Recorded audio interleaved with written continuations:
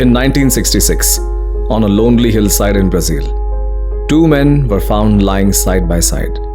No signs of struggle, no wounds, no blood, just two bodies and two raincoats.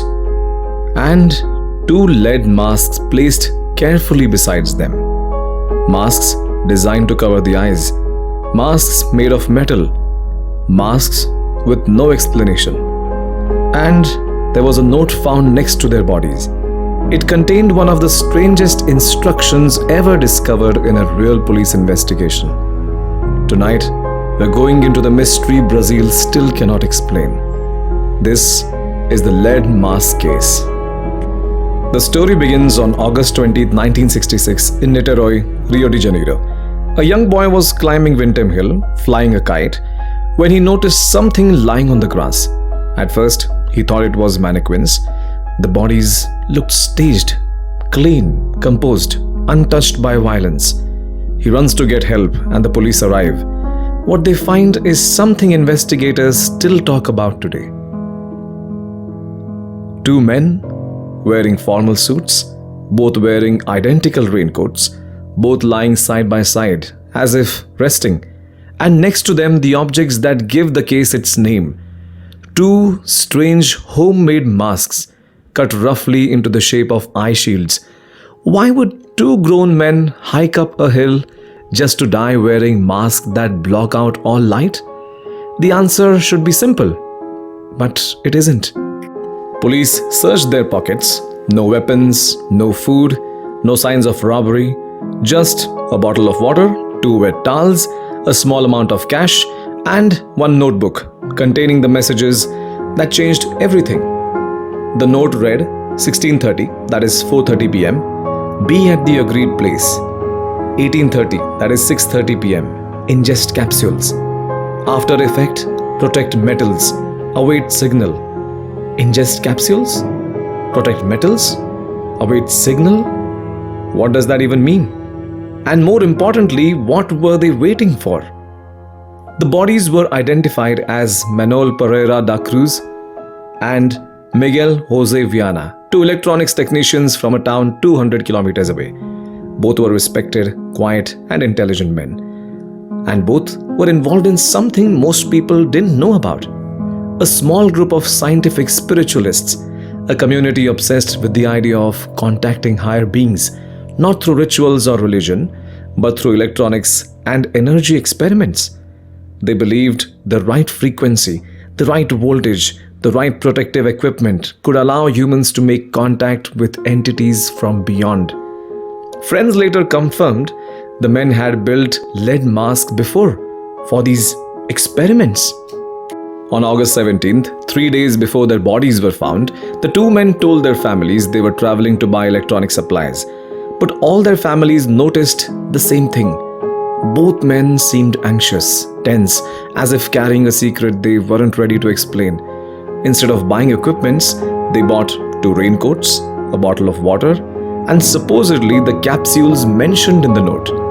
At around 3 p.m., witnesses saw them climbing Vintém Hill, alive, calm, focused. It was the last time anyone saw them breathing.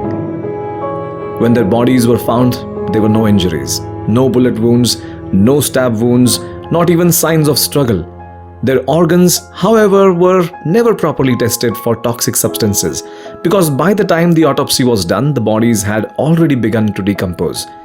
The one chance to determine whether they had taken poison or psychedelics or something entirely else was lost.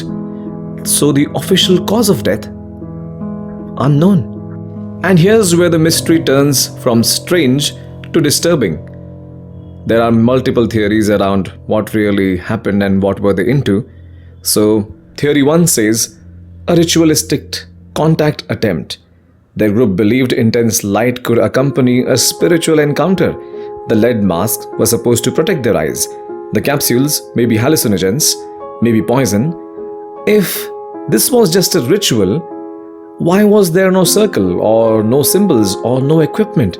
Why climb a hill with nothing but raincoats, water, and metal masks? There's another theory that comes to theory number 2. They expected something in the sky. Multiple residents reported bright orange lights over Vintém Hill the week before they died.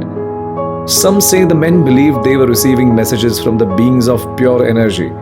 Could the signal in the notebook be literal? The third theory suggests that they were not alone. The most unsettling theory suggests someone else was involved, someone who gave them the capsules, someone who knew their belief system, someone who walked away after they collapsed, but there were no footprints other than theirs. There's theory number 4, a scientific experiment gone wrong. They were electronics experts, but were they trying to channel energy, test a device, attempt something involving radiation? If so, why wasn't any equipment found? Did someone just remove it? Well, what makes this case different from others is that there was unsolved deaths in the intention. These men planned to go to that hill. They expected to experience something. They prepared for it. The suits, the raincoats, the masks, the cryptic note. Everything points to a moment they believed would change their lives. But instead, it ended them. To this day, almost 60 years later, the lead mask case remains one of the most unsettling unsolved mysteries in the world. No cause of death, no explanation of the masks, no understanding of the capsules, and no idea what signals they were talking about. 2 men climbed a hill seeking something extraordinary, and whatever they found or thought they found, it took their lives, left no trace, and left us with questions that may never be answered. I'm Rohit, and this is the lead mask mystery. Tell me what you think happened on the hill in 1966. Cheers.